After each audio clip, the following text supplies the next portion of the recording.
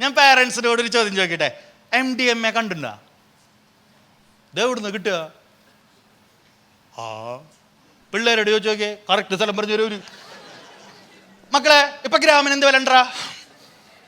അപ്പൊ അവര് പറയും ഫസ്റ്റ് ക്വാളിറ്റി വേണം, സെക്കൻഡ് ക്വാളിറ്റി വേണം, പൊടിച്ചത് വേണം, പൊടിക്കാത്തത് വേണം. നമ്മൾ ഈ 80s 90s വസന്തങ്ങളുണ്ടല്ലോ, ഈ സാധനം ആകെ കൂടി കണ്ടിട്ടുള്ളത് ഏകലവ്യം എന്ന് പറഞ്ഞ സിനിമയിൽ മറ്റേ പെട്ടിയിൽ പൊടിയാക്കിയിട്ട് കളക്കെടുത്ത് നടത്തിയില്ലേ, ഈ സാധനം കണ്ടിട്ടുള്ളൂ. പിള്ളേര് വേറെ ലെവലായി.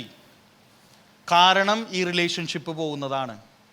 പെൺകുട്ടികൾക്കൊരു സുഖമില്ലേ, ഇവർ സ്കൂൾ വിട്ട് വന്ന് വീട്ടിൽ വന്നിട്ട് അമ്മ ഇന്നില്ലേ ഞങ്ങളുടെ സ്കൂളിലെ ഒരു തടിയൻ അയാൾ വന്നിട്ട്, എൻ്റെ ക്ലാസ്സാണ്, അതിനെപ്പറ്റി പറയാ.